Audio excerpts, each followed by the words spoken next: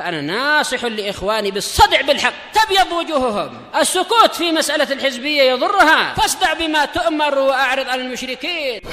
سلامي على دماج ورجالها والشيخ يحيى ودار العلم يا سعد بانيها. بسم الله الرحمن الرحيم. إن الحمد لله تعالى نحمده ونستعينه ونستغفره ونعوذ بالله من شرور أنفسنا وسيئات أعمالنا. من يهده الله فهو المهتدي ومن يضلل فلن تجد له وليا مرشدا. أشهد أن لا إله إلا الله وحده لا شريك له إقرارا به وتوحيدا، وأشهد أن محمدا عبده ورسوله عليه الصلاة والسلام تسليما مزيدا. Ikhwan dan akhwat yang sekalian, aku mengucapkan warahmatullahi wabarakatuh. Kegiatan rutin tasbih dan berharim kita laksanakan pada maghrib dan isya. Setiap harinya kajian Quran kita bertauhid. Kajian yang membahas seputar pengesahan Allah. Seperti kitab yang dikarang oleh Syekhul Islam Al-Mujaddid Imam Muhammad bin Abdul Wahhab rahimahullah ta'ala. Pada pertemuan sebelumnya telah kita selesaikan satu bab secara sempurna beserta dalil serta masailnya. Pada pertemuan kita malam hari ini kita ambil judul bab baru. Kata beliau, semoga Allah merahmatinya, bab as-salisatu wal rabi'u wal arba'un, bab yang ke-43, qaulu masya'allahu wa syi'ta, atau qaulu masya'allah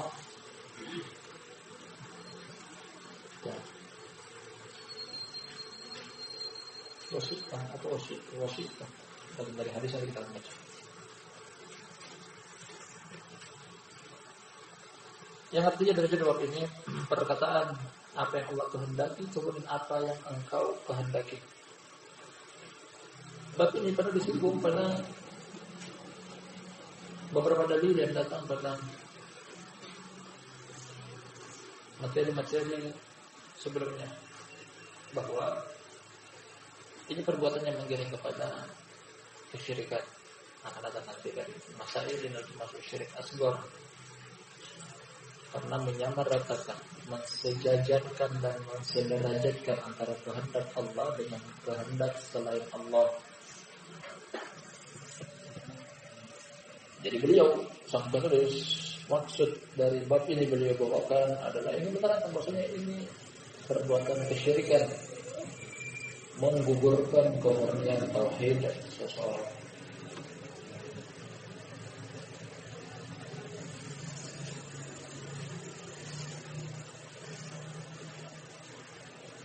Kita baca landasan hukumnya, karena beliau an Qutailah radhiyallahu anha al-Ansariyah, dari seorang sahabiyah, sahabat wanita dari kaum Ansar. Kata dia, anna Yahudiyan atan Nabiy sallallahu alaihi wasallam faqala, bahwa seorang Yahudi pernah datang kepada Nabi sallallahu alaihi wasallam seraya berkata. Orang Yahudi datang kepada Nabi ingin menyampaikan sesuatu. Apa yang disampaikan? Faqala innakum tusyrikun. Disampaikan kepada Nabi SAW dengan perkataannya, sungguh kalian telah melakukan kesyirikan. Yahudi mengkritik. Siapa yang dia kritik? Kaum muslimin. Bukan cuma kaum muslimin, bahkan pemimpin kaum muslimin dikritik. Innakum tusyrikun. Kalian melakukan praktek malam kesyirikan. Apa maksud dia dengan kritikan dia tersebut? Taqulun, kalian mengatakan masya Allah wa syi'ta. Wa taquluna wal Ka'bah. Wal Ka'bati. Isi kritikan dari orang Yahudi tersebut setelah mengatakan bahwasanya kalian melakukan praktek amalan kesyirikan, terbukti dari laporan dia ini. Kalian mengatakan masya Allahu wa syi'ta. Apa yang Allah kehendaki dan yang engkau kehendaki. Menyamaratakan, mensejajarkan dan mensederajat antara kehendak Allah dengan kehendak selain Allah dari kalangan makhluk. Wa taqulun, dan kalian juga mengatakan wal Ka'bah, demi Ka'bah, bersumpah dengan nama selain Allah, bersumpah dengan makhluk Allah demi Ka'bah, perbuatan kesyirikan. Dan orang Yahudi dalam hal ini betul.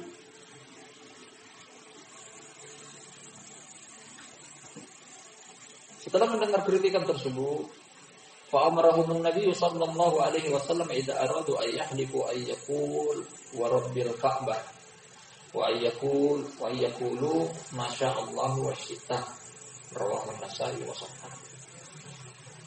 Setelah mendengar kritikan dari orang Yahudi tersebut, akhirnya Nabi SAW memerintahkan kepada para sahabat beliau, apabila mereka ingin bersumpah hendaknya mengatakan wa rabbil Ka'bah, demi Rabbnya Ka'bah, bukan cuma wal Ka'bah, demi Ka'bah, tapi tambahkan Rabb yang maknanya adalah pemilik, pencipta, pengatur,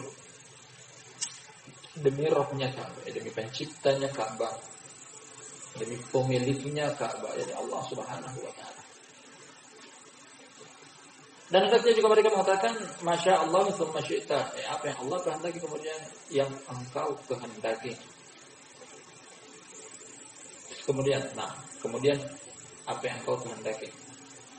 Masya Allah tsumma syi'ta, apa yang engkau kehendaki, kemudian apa yang Allah kehendaki, kemudian apa yang engkau kehendaki, kemudian apa yang engkau kehendaki. Jadi solusi dari penyebutan masya Allah wa syi'ta, wow, atau kata penghubung dan diganti dengan kata penghubung kemudian, terdapat unsur perbedaan derajat antara kehendak Allah dengan kehendak makhluk. Rawahu Nasa'i wa sahhahu, dan hadis ini riwayat Nasa'i dan disahihkannya. Nah, hadis sahih oleh Syekh Al-Albani rahimahullah alaihi dalam kitab beliau As-Sahih. Jelas dan gamblang sekali keterkaitan antara judul bab dengan hadis. Bahkan beliau mengambil lafaz hadis, beliau tempatkan pada judul bab. Ingin menerangkan bahwa hadis ini sengaja beliau bawakan untuk menepis perbuatan sebagian orang yang mungkin terjerumus ke dalam kesyirikan yang dipahami oleh kaum Yahudi. Ini adalah perbuatan kesyirikan. Sekaligus mencarikan solusi, jalan keluar, pengganti dari kesalahan tersebut dari kelengkapan hadis Nabi SAW ini.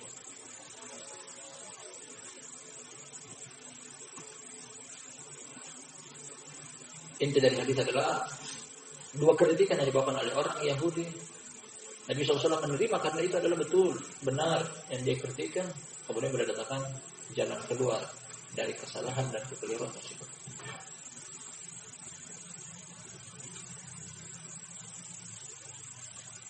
Secara garis besarnya juga kita tengok dari materi akidah dan tauhid bahwasanya Allah Subhanahu wa taala berkehendak. Allah memiliki sifat berkehendak. Datang beberapa tempat dalam Al-Quran, walau sya'a rabbuka laja'ala an-nasa ummatan wahidatan.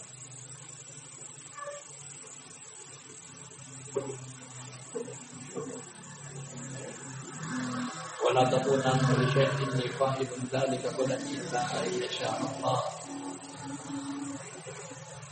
Selain Allah menetapkan, Allah memiliki kehendak, Allah pun menetapkan bahwa manusia memiliki kehendak. Manusia memiliki kehendak. Wa qulil haqqu min rabbikum faman syaa'a falyu'min wa man syaa'a falyakfur. Nah, namun kehendak yang ada pada makhluk, kehendak yang ada pada kita tidak akan pernah lepas dari kehendak Allah Subhanahu wa taala.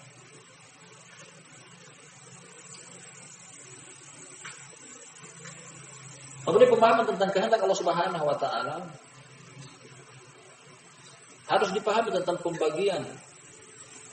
dua pembagian tentang kehendak, karena ketika menyamaratakan antara dua kehendak ini, ketika tidak membedakan antara dua kehendak ini, begitu banyak firqah yang sesat terjerumus di dalam kesesatan mereka.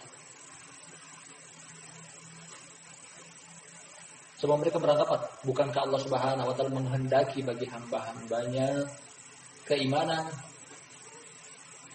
Nah, Allah hendaki bagi hamba-hambanya keimanan. Tapi kenapa tidak terjadi? Ada yang kafir, ada yang mukmin. Berarti kehendak Allah tidak terlaksana.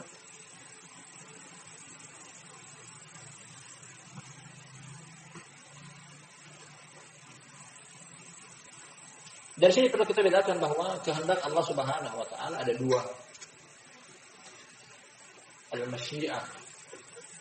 Kehendak Allah Subhanahu wa taala ada dua. Yang pertama adalah kehendak kauni atau masyiatul kauniyah.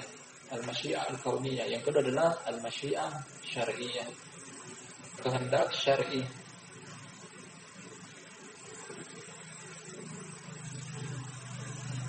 Apa perbedaan antara kehendak kauni dan kehendak syar'i? Dari istilahnya dulu, kehendak kauni. Nah, dan kehendak syar'i. Kehendak kauni memiliki beberapa sifat. Yang pertama adalah kehendak kauni pasti terjadi. Allah menghendaki dan pasti terjadi. Kalau pada kehendak syar'i, Allah kehendaki namun belum tentu terjadi. Perbedaan yang kedua antara kehendak kauni dan kehendak syar'i, kehendak kauni adalah pada hal-hal yang bisa jadi Allah cintai, bisa jadi Allah tidak cintai. Sedangkan pada kehendak syar'i hanya pada perkara-perkara yang Allah Ta'ala cintai. Kita ulangi. Kalau kita dengan kehendak Allah Subhanahu wa taala, kita harus bisa bedakan. Kalau tidak, nah begitu banyak orang yang terjerumus ke dalam kesesatan karena salah memahami kehendak Allah ini. Kehendak terbagi menjadi dua, kehendak kauni dan kehendak syar'i. Kehendak kauni artinya adalah kehendak yang terdapat dua sifat di dalamnya. Apa itu? Pertama, apabila Allah kehendaki pasti terjadi, dengan kehendak kauni. Sifat yang kedua adalah kehendak kauni berlaku pada hal-hal yang Allah cintai dan juga hal-hal yang Allah benci. Sedangkan kehendak syar'i berbeda secara total dengan kehendak kauni. Kehendak syar'i adalah kehendak yang Allah kehendaki namun belum tentu terjadi. Terkadang terjadi, terkadang tidak. Namun kehendak syar'i hanya berlaku pada hal-hal yang Allah Subhanahu wa taala cintai. Kita berikan contoh, barakallahu fikum jami'an. Kita berikan contoh agar lebih paham.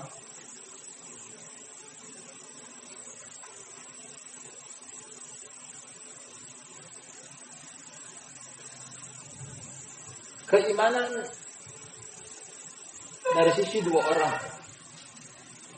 Keimanan Abu Bakar dan keimanan Abu Jahal. Keimanan Abu Bakar dan keimanan Abu Jahal. Kalau kita tengok dari kata keimanan, Allah cinta tidak kepada keimanan? Jawabannya adalah Allah cinta. Allah cinta dengan keimanan.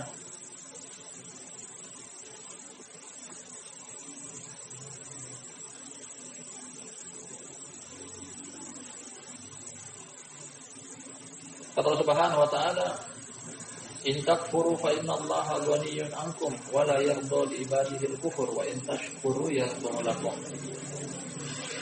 Terus dari kata kufur dengan iman. Ketika kalian kufur, Allah tidak ridha dengan kekufuran. Allah tidak maha tidak butuh dengan kekufuran. Nah, bila kalian beriman, Allah cinta, Allah ridho dengan keimanan. Nah, keimanan yang Allah Subhanahu wa taala kita tengok dari sisi syar'i, Allah menghendaki keimanan pada Abu Bakar. Allah menghendaki keimanan kepada Abu Jahal. Terbukti bahwasanya Allah mengutus kepada Abu Bakar dan Abu Jahal Nabi kita Muhammad sallallahu alaihi wasallam. Allah turunkan kepada beliau Al-Qur'an. Allah menghendaki, makanya Allah utus kepada kedua pihak ini Nabi kita Muhammad sallallahu alaihi wasallam. Hanya saja tadi kita katakan di depan dari sudut pandang kehendak syar'i terkadang terjadi, terkadang tidak terjadi. Terjadi kehendak syar'i keimanan kepada Abu Bakar, namun tidak terjadi kehendak syar'i berkaitan dengan keimanan di sisi Abu Jahal. Tidak terjadi. Namun ketika kita tengok dari sisi kehendak kauniyah, terjadi yang namanya keimanan kepada Abu Bakar dan tidak terjadi kepada Abu Jahal. Bahkan Abu Jahal yang dikehendaki adalah kekufuran. Allah menghendaki kekufuran kepada Abu Jahal kauni. Dan Allah tidak menghendaki keimanan secara kauni. Namun Allah menghendaki keimanan kepada Abu Jahal secara syar'i, namun tidak terjadi.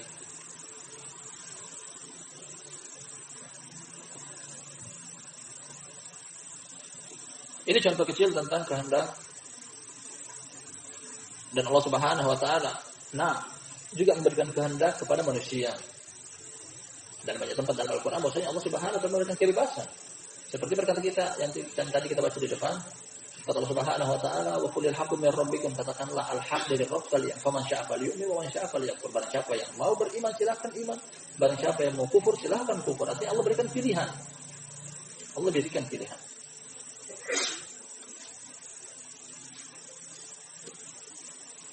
Dalam hal ini dua orang sesat menafikan tentang kehendak manusia. Kita tengok sekarang dari sudut pandang kehendak namun pada manusia. Kaum Qadariyah dan Jabriyah. Kita mulai dengan kaum Jabriyah. Mereka menafikan bahwasanya manusia memiliki kehendak. Manusia tidak memiliki kehendak sama sekali. Seluruhnya adalah kehendak Allah Subhanahu wa taala. Jadi ibaratnya manusia adalah kehendak pada manusia ibaratnya seperti dedaunan yang ditiup oleh angin. Kemanapun arah mata angin, dedaunan tersebut bertiup. Jadi manusia tidak memiliki kehendak.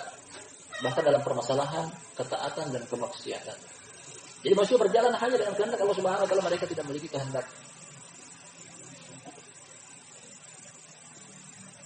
Kehendaknya murni dari Allah Subhanahu wa taala. Sedangkan Qadariyah, Mu'tazilah, mereka menetapkan bahwasanya makhluk memiliki kemampuan untuk menciptakan perbuatan dia sendiri tanpa ada sangkut paut dari Allah Subhanahu wa taala. Ini bertolak belakang dengan yang di Jabriyah tadi.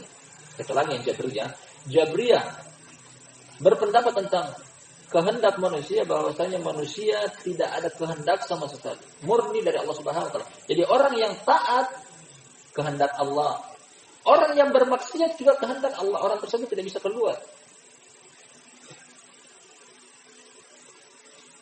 Dan menurut mereka, maksiat adalah ketaatan. Seperti yang terjadi pada sebagian orang yang ditangkap oleh Umar bin Khattab radhiyallahu anhu.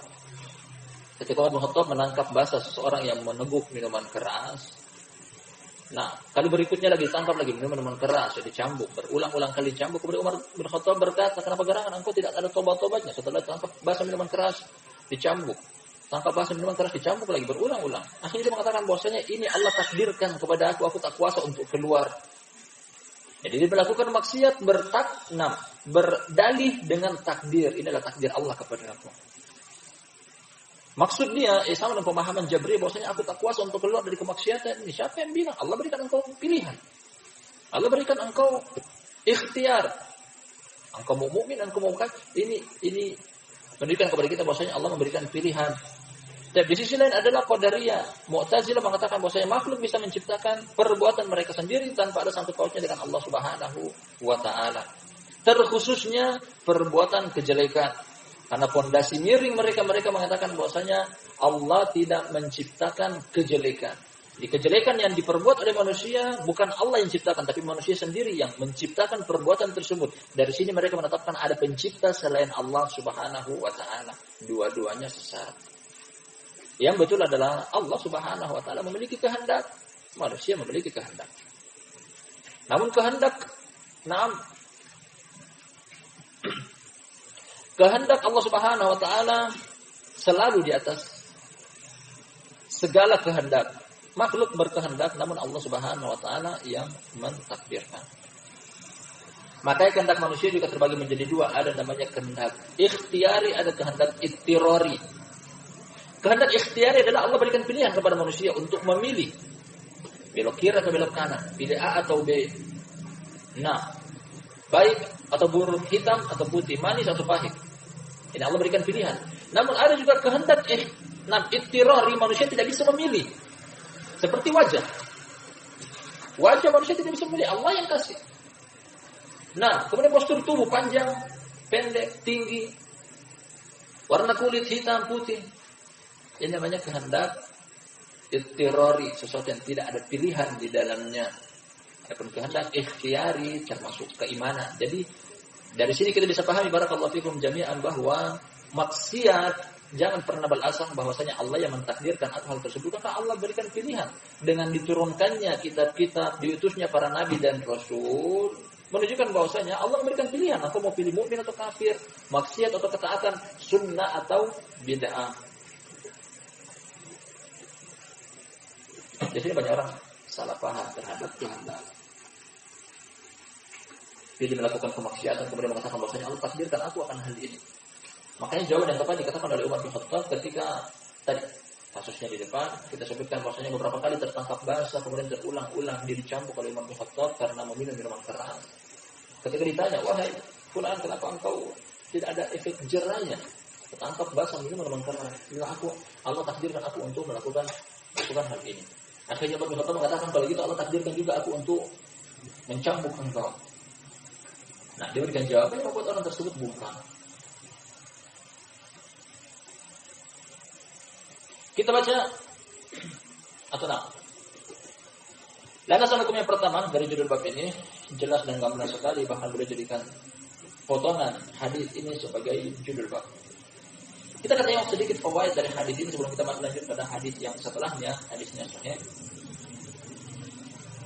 Di antara fawaid yang agung dari hadis ini barakallahu fikum jami'an tentang kaum Yahudi. Yahudi mereka memiliki ilmu. Yang dikatakan Yahudi jahil, mereka punya ilmu. Terbukti mereka bisa mengkritik Nabi SAW dan ternyata betul. Namun ilmu mereka tidak amalkan. Dan banyak ayat dalam Al-Quran menerangkan akan hal tersebut. Allah Subhanahu wa taala, wa in akhadallahu mitsaqal ladzina utul kitab la tubayyinunnahu lin-nasi wa la taktumunahu fanabaduhu wa ra'aduhurihim washtaraw bihi thamanan qalila wa bi'sa ma yashtarun. Ketika Allah mengambil sumpah janji dari ahlul kitab, kesalahan ahli ilmu mereka. Ketika Allah berikan kepada mereka ilmu, jangan ditutupi, jangan disembunyikan. Sebarkan kepada orang.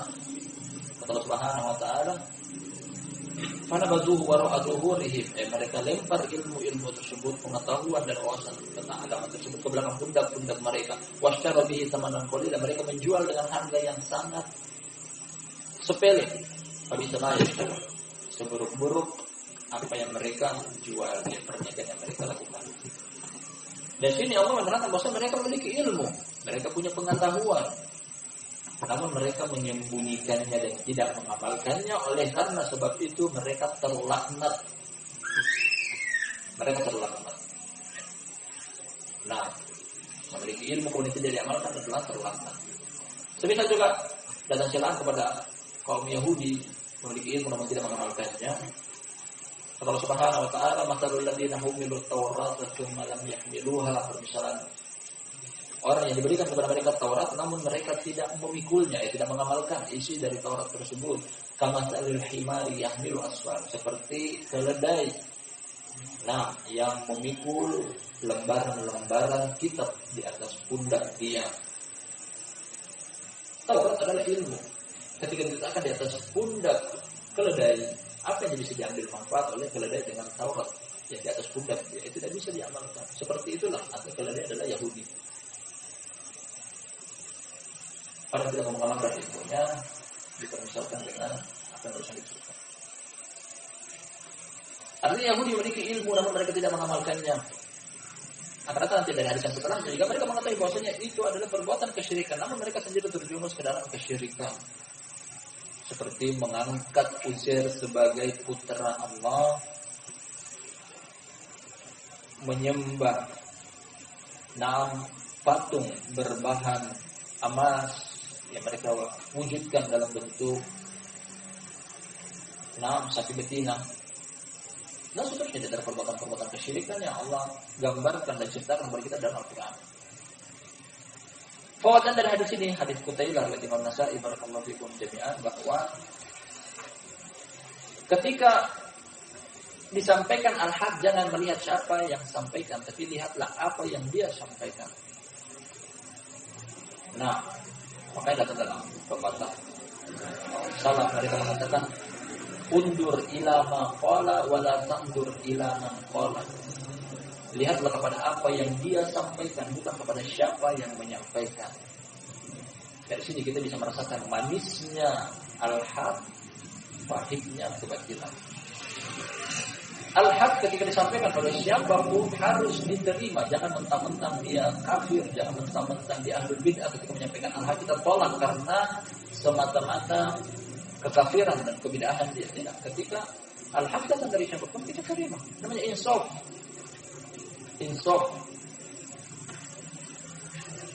Wa ila, termasuk ciri dari ahlul batil adalah ketika datang al-haq dari pihak selain mereka tolak. Apa? Kamu bukan kelompok kami. Saya itu ini sampai dengan Al-Quran dan As-Sunnah. Tidak mau menerima. Hanya pepatah yang indah dari salaf, undur ila ma qala wa la tandur ila man qala. Lihatlah apa yang disampaikan, bukan siapa yang menyampaikan. Seandainya pun anak kecil yang datang kepada kita menyampaikan sesuatu, ternyata isinya adalah al-haq, nggak boleh kita untuk menolaknya. Mentang-mentang dia kecil, kita besar, kita menolaknya kalau isinya adalah al-haq. Menolak al-haq adalah kesombongan dan bahaya. Hati-hati. Seandainya pun datang al-haq dari pemimpin kejelekan di alam semesta, siapa dia? Iblis. Iblis datang dengan al-haq, harus kita terima. Jangan mentang-mentang dia iblis, kita menolaknya. Seandainya pun iblis datang dengan al-haq, harus terima. Datang kisah dalam Sahih dari Abu Hurairah radhiyallahu anhu, hadis yang panjang. Dia pernah diamanatkan oleh Nabi SAW untuk menjaga Baitul Mali Muslimin, gudang perbekalan makanan kaum muslimin. Amanat dijaga, tidak boleh dikeluarkan. Kecuali pada haknya. Malam pertama Abu Hurairah menjaganya, datang mencuri bahan makanan. Tangkap basah oleh Abu Hurairah. Abu Hurairah mengatakan, engkau pencuri, aku akan laporkan aku kepada Nabi SAW. Orang tersebut membalas mengatakan bahwasanya jangan laporkan aku, izinkan aku untuk mengambil sesuatu. Aku di rumah memiliki beberapa orang keluarga, belum makan beberapa hari. Abu Hurairah merasa iba dan kasihan, akhirnya silakan ambil, lagi juga sedikit. Dia laporkan kepada Nabi SAW esok harinya, ya Rasulullah, tadi malam datang seorang pencuri. Aku ingin menangkap basah dia, membawakan ke hadapan engkau, namun dia membelas sambil mengatakan bahwasanya memiliki keluarga di rumah yang belum makan beberapa hari. Aku biarkan dia. Kata Nabi SAW, hati-hati, malam kedua dia akan datang. Abu Hurairah dengan amanat tersebut dia tidak akan lagi kecolongan. Betul, apa yang diberitakan oleh Nabi SAW bahwasanya orang tersebut akan datang, dan dia datang lagi pada malam kedua. Abu Hurairah dengan ketegasan dia mengatakan, kali ini aku tidak akan kecolongan. Orang tersebut memberikan alasan bahwasanya ini kali terakhir aku akan ambil. Izinkan aku, esok hari aku tidak akan datang lagi. Aku di rumah masih ada orang-orang yang tidak makan, belum makan. Abu Hurairah dengan sifat iba dan kasihan dia membiarkan lagi besok harinya diceritakan kepada Nabi SAW, dan beliau memberikan jawaban yang sama. Hati-hati, malam ketiga dia akan datang lagi. Dia akan datang kali ketiga. Abu Hurairah dengan tekad bulat dia, aku tidak akan kecolongan lagi pada malam ini. Nah betul, orang tersebut datang lagi ketiga kalinya. Pada malam yang ketiga, ketangkap pasal lagi oleh Abu Hurairah. Kemudian orang tersebut mengatakan bahwasanya, izinkan aku kali ini terakhir, namun aku akan sampaikan kepada engkau satu ilmu. Apa ilmu tersebut? Sebelum engkau tidur, jangan lupa membaca ayat kursi.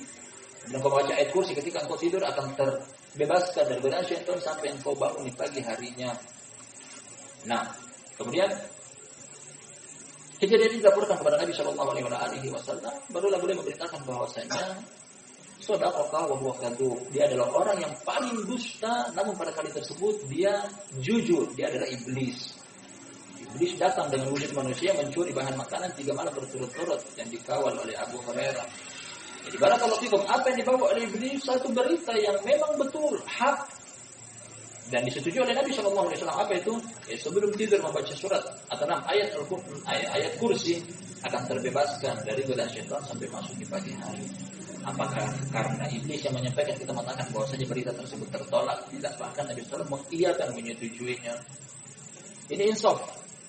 Siapapun yang datang dengan membawa al-haq tanpa kita peduli, dia dari kulit hitam atau kulit putih, bersuku bangsa apapun, dengan bahasa apapun, dengan komunitas manapun, ketika dia datang dengan al-haq harus kita menerimanya.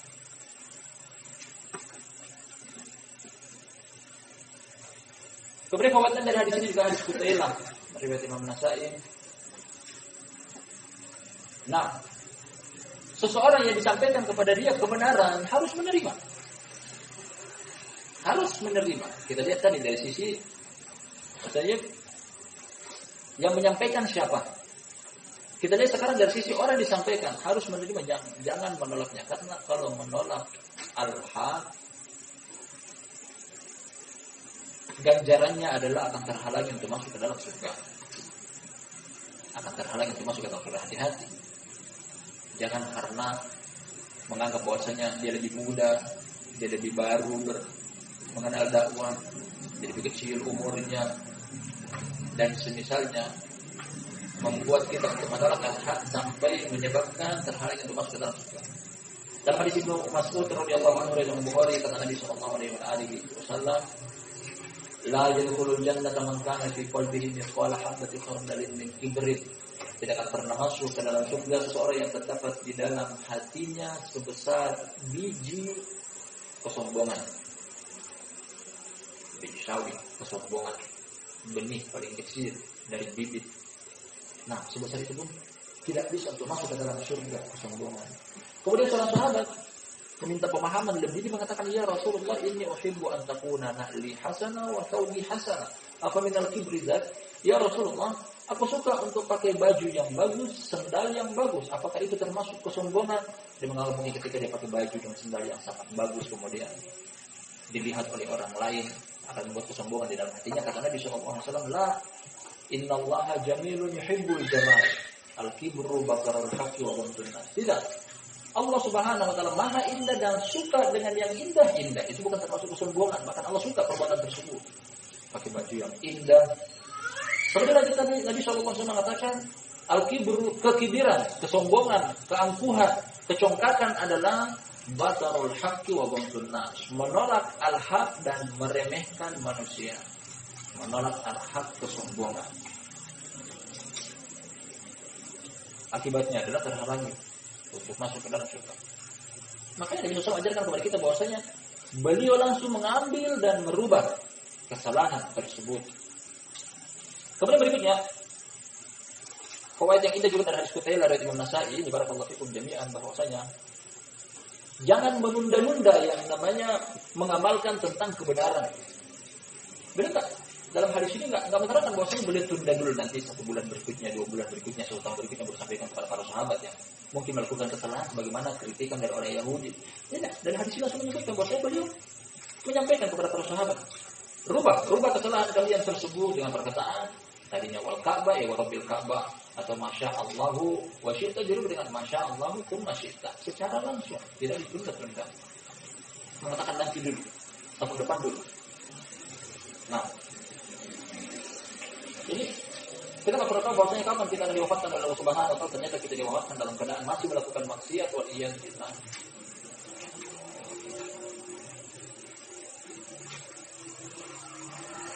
Kita baca landasan hukum berikutnya masih dalam bab yang sama, bab yang ke-43. Walahu aidan dari riwayat Imam Nasa'i. Ibnu Abbas radhiyallahu anhuma, dari sahabat Abdullah bin Abbas semoga Allah meridhai keduanya. Abdullah sahabat, bapaknya Abbas juga sahabat.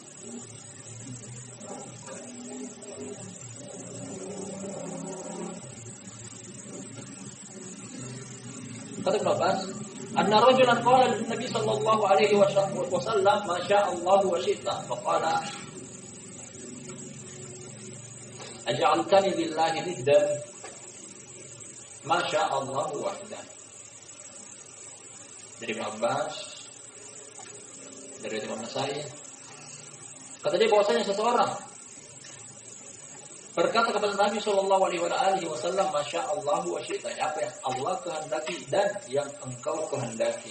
Jadi kehendak Allah dan kehendak Nabi Shallallahu Alaihi Wasallam disejajarkan, disederajatkan dalam satu derajat dan tingkatan yang sama. Dijawab oleh Nabi Shallallahu Alaihi Wasallam, aja'altani lillahi niddan, apakah kau mau menjadikan aku sebagai tandingan bagi Allah? Ini perbuatan yang tergolong kesyirikan. Nid ditafsirkan oleh Ibnu Abbas pada pertemuan dari bab-bab sebelumnya. Nah, al-andad wasyirk, saingan, tandingan, sekutu adalah perbuatan kesyirikan. Jadi perbuatan dilakukan oleh orang ini ketika mengucapkan Masya Allah wa syi'ta, meskipun cuma di lisan, hatinya dia nggak mungkin. Dia itu sahabat, belum tentu dia meyakininya, tapi ketika lisan salah, tetap saja digolongkan oleh Nabi SAW dengan perbuatan kesyirikan. Makanya memberikan solusi setelah itu. Masya Allah wa, katakanlah berdasarkan kehendak Allah satu-satunya. Hadis ini beliau susulkan kepada kita dari hadis yang di atas, hadis Qutailah, memberikan pelajaran penting kepada kita bahwa mengucapkan Masya Allahu thumma syi'ta, apa yang Allah kehendaki kemudian apa yang engkau kehendaki, hukumnya boleh. Hukumnya boleh. Nah, karena beliau bawakan dengan kata sambung atau kata penghubung thumma, yang adalah kemudian, yang memberikan pemahaman kepada kita bahwasanya kehendak Allah dan kehendak makhluk tidak sederajat. Hukumnya apa? Boleh. Namun ketika Nabi SAW dari hadis Ibnu Abbas ini perlu dibawakan pada urutan kedua, memberikan pelajaran kepada kita bahwasanya perkataan Masya Allah wahda, apa yang Allah kehendaki semata satu-satunya. Kemudian boleh tidak sebutkan apa yang disebutkan pada hadis di atas Qutailah, menunjukkan bahwasanya pengucapan ini lebih afdol. Ucapan ini lebih afdol. Nah, dari riwayat yang sama, riwayat Imam Nasa'i, Masya Allah wahda, apa yang Allah Subhanahu wa taala kehendaki satu-satunya. Boleh tidak sebutkan lagi setelah itu kehendak beliau, kehendak makhluk, kehendak siapapun dari kalangan dan ciptaan Allah Subhanahu wa taala. Maka boleh sebutkan Masya Allah wahda, apa yang Allah kehendaki semata atau satu-satunya. Mereka bahasanya ucapan ini adalah afdol. Meskipun pada hadis yang pertama menunjukkan tentang bolehnya, namun ini lebih afdol. Seperti inilah pemahaman para pelaku tauhid, memurnikan tauhid yang artinya adalah ibadah hanya kepada Allah Subhanahu wa taala, ibadah hati, ibadah lisan, ibadah anggota tubuh seluruhnya, ibadah zahir, ibadah batin, semuanya hanya kepada Allah Subhanahu wa taala satu-satunya. Meskipun hukum asal di atas adalah boleh. Hukum asal dari ucapan pada hadis Qutailah di atas boleh, namun ini yang lebih utama.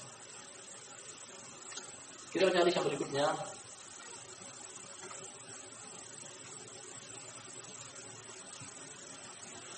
Wali bin Majah an Tufail akhi Aisyah dari ummiha. Dan dari riwayat Ibnu Majah ini juga sahih. Dari Tufail, yang mana dia adalah saudara seibu dari Aisyah. Satu ibu lain bapak. Ummu Haram. Satu ibu lain bapak. Ini bukan anaknya Abu Bakar. Qala, kata dia, ra'aitu ka'anni ataitu ala nafarin minal yahud qultu innakum la antumul qaum laula annakum taquluna Uzair ibn Allah. Qalu wa innakum la antumul qaum laula antum taquluna ma syaa Allah wa syaa Muhammad. sampaikan dulu sampai di sini karena setelahnya ada alur kisah yang berbeda. Dan hadis Tufail yang mana dia adalah saudara seibu dari Aisyah dari Imam Ibnu Majah. Dia mengatakan bahwasanya aku melihat di dalam mimpi. Jadi ini adalah penglihatan di dalam mimpi. Aku dalam mimpi tersebut mendatangi beberapa orang dari kalangan Yahudi. Kemudian aku katakan kepada mereka, kalian adalah kaum seandainya saja kalian tidak melakukan kesyirikan, seandainya kalian tidak mengucapkan perkataan ini, Uzair adalah putra Allah. Ini perbuatan kesyirikan. Kalau seandainya kalian tidak melakukan ini, kalian mungkin memiliki nilai baik atau kritikan dari Tufail kepada orang-orang Yahudi tentang perbuatan kesyirikan mereka. Mereka balas bahwa kalian juga punya kesyirikan. Kalau akhirnya orang-orang Yahudi tersebut katakan kepada Tufail yang mengkritik mereka, kalian juga seandainya kalian adalah kaum yang tidak mengucapkan masya Allah wa sya'a Muhammad. Nah, apa yang Allah kehendaki dan apa yang Muhammad kehendaki sallallahu alaihi wasallam dengan lafaz waw, penggunaan kata penghubung dan telah kita baca beberapa hadis di atas, ini menyamaratakan, mensejajarkan dan mensederajatkan kehendak Allah dan kehendak makhluk. Jadi Tufail mengkritik orang Yahudi dan perbuatan kesyirikan Yahudi, mengkritik Tufail yang diinginkan oleh kaum muslimin juga dari sisi ini perbuatan kesyirikan. Tsumma marratu bina farin minan nasara faqultu innakum la antumul qaum laula annakum taquluna al-masih ibn Allah qalu wa innakum la antumul qaum laula annakum taquluna ma syaa Allahu wa syaa Muhammad. Pada alur cerita yang kedua, lagi dia datang kepada beberapa orang dari kaum Nasara dan dia mengatakan, kalian adalah sekelompok kaum yang seandainya saja kalian tidak mengucapkan Nabi Isa adalah putra Allah. Dia mengkritik orang Nasara. Orang Nasara balik mengkritik dia lagi. Kalau sudah mereka katakan, seandainya kalian adalah kaum yang tidak mengucapkan masya Allahu wa syaa Muhammad. Apa yang Allah kehendaki dan apa yang Muhammad kehendaki. Ini juga mensejajarkan dan mensederajatkan antara kehendak Allah dan kehendak Nabi Muhammad sallallahu alaihi wasallam. Dia mengkritik orang Yahudi, mengkritik orang Nasara. Balik lagi dibalas kritik oleh mereka. Falam asbahtu akhbartu biha man akhbartu tsumma ataitu Nabi sallallahu alaihi wasallam fa akhbartuhu. Pagi harinya terbangun dari mimpinya, di pagi harinya dia menceritakan kepada orang-orang yang sempat dia ceritakan, kemudian diceritakan juga kepada Nabi sallallahu alaihi wasallam. Dia datang kepada beliau. Qala, kemudian dia katakan, hal akhbarta biha ahadan? Qultu na'am. Apakah engkau sempat menceritakan kepada orang lain? Dia menjawab, atau Tufail, iya, aku sempat menceritakan kepada orang lain. Qala fahamidallahu wa asna alaihi tsumma qala amma ba'du. Baliknya di sini, kemudian beliau naik mimbar memuji Allah dan menyanjungnya, kemudian mengucapkan berorasi, berpidato, berkhutbah. Amma ba'du, selanjutnya, fa inna Tufailan ra'a ru'yan akhbara biha man akhbar minkum wa innakum qultum kalimatan kana yamna'uni kadza wa kadza an anhaakum anha fala taqulu ma syaa Allah wa syaa Muhammad walakin qulu ma syaa Allah wahda. Apa ba'du? Setelahnya, karena sesungguhnya Tufail dia mendapat dalam mimpinya, lalu dia memberitakan kepada sebagian orang di antara kalian, dan kalian telah mengatakan satu kalimat yang dahulunya aku merasa segan untuk menyampaikan kata-kata tersebut. Melakukan kesalahan, namun aku belum sempat menegur. Aku terhalang untuk menyampaikan hal tersebut. Maka janganlah kalian mengatakan masya Allah wa syaa Muhammad, apa yang Allah kehendaki dan apa yang Muhammad kehendaki. Walakin qulu masya Allah wahda. Namun katakanlah apa yang Allah kehendaki satu-satunya. Hadis ini sebagai penguat kepada kita dari hadis yang sebelumnya dari riwayat Imam Nasai bahwasanya bolehnya mengucapkan masya Allah tsumma syi'ta, namun yang lebih afdal adalah masya Allah wahda. Apa yang Allah kehendaki semata, apa yang Allah kehendaki satu-satunya. Nabi SAW adalah orang yang paling mulia di antara makhluk, di antara manusia ciptaan Allah, Bani Adam. Bahkan beliau lebih mulia daripada Nabi Adam sendiri. Dalam hadis Anas radhiyallahu anhu kata Nabi SAW, ana sayyidun nasi yaumil qiyamati wala fakhr. Aku adalah pemimpinnya anak cucu Adam pada hari kiamat dan bukan termasuk kesombongan. Yang beliau mengucapkan kata tersebut adalah hakiki. bukan karena kesombongan, bukan karena membanggakan diri. Bersamaan dengan itu, bersamaan dengan kemuliaan juga di antara umat manusia seluruhnya, maka Nabi Adam sendiri tetap saja beliau nggak mau untuk disejajarkan, disamaratakan dan disedarajatkan. Kehendak beliau dengan kehendak Allah, bahkan beliau memberikan solusi.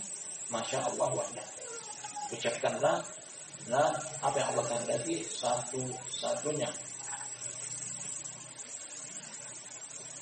Dari hadis ini juga memberikan pelajaran kepada kita beberapa tokoh hadis yang datang bahwa al-haq sama dengan hadis yang di atas. Ketika datang dari siapapun hendaknya kita menerimanya dan tidak menolaknya, karena al-haq lebih kuat daripada siapapun. Datang kisah dari sebagian ulama Syafi'iyah. Imam Syafi'i rahmatullahi alaih, dia berpendapat bahwa pada satu pendapat dia yang terbilang keliru, dia berpendapat bahwasanya sunnah tidak bisa memansuhkan Al-Quran. Kalau Al-Quran bisa memansuhkan Al-Quran, Al-Quran bisa menghapus hukum Al-Quran karena sederajat. Namun sunnah tidak bisa memansuhkan Al-Quran karena sunnah. Kata Nabi SAW, sedangkan Al-Quran adalah perkataan Allah Subhanahu wa Ta'ala. Jadi menurut Imam Syafi'i, sunnah tidak bisa memansuhkan Al-Quran. Namun sebagai ulama Syafi'iyah dari pengikut Imam Syafi'i sendiri mengatakan bahwasanya Al-Imam Syafi'i kabir walakinnal haq akbar minhu. Imam Syafi'i adalah besar, hanya saja al-haq lebih besar daripada dia. Ketika dia salah, tetapi katakan salah. Yang mengkritik ini siapa yang mengatakan ini sama dengan insafnya? Dan kata ulama Syafi'i sendiri, ulama Syafi'iyah, dia bermadzhab dengan mazhab Syafi'i. Tapi ketika Imam Syafi'i salah, dia jujur mengatakan bahwasanya Imam Syafi'i besar di mata kami menyanjungnya, kami memujinya. Namun al-haq lebih besar daripada Imam Syafi'i. Wallahi al-haq lebih besar daripada siapapun. Lebih besar daripada Imam Syafi'i, lebih besar daripada siapapun, bukan dunia. Allah Subhanahu wa Ta'ala adalah al-haq. Nabi SAW membawa al-haq. Apa yang beliau dakwakan adalah al-haq. Itulah yang terbesar. Apa itu Al-Quran dan As-Sunnah. Kata Allah Subhanahu wa Ta'ala, "Huwallazi arsala rasulahu bil huda wa dinil haq." Dialah yang telah mengutus rasulnya dengan petunjuk dan agama yang hak, agama al-haq, adalah agama Islam yang lebih besar daripada siapapun. Ketika menyelisih agama yang hak, berarti dia adalah kebatilan. Famadza ba'dal haqqi illa dhalal. Jadi ini adalah kita ambil pada pertemuan malam kita di sore hari ini. Silakan kita ambil, masa yang kita susah adalah pertemuan malam sudah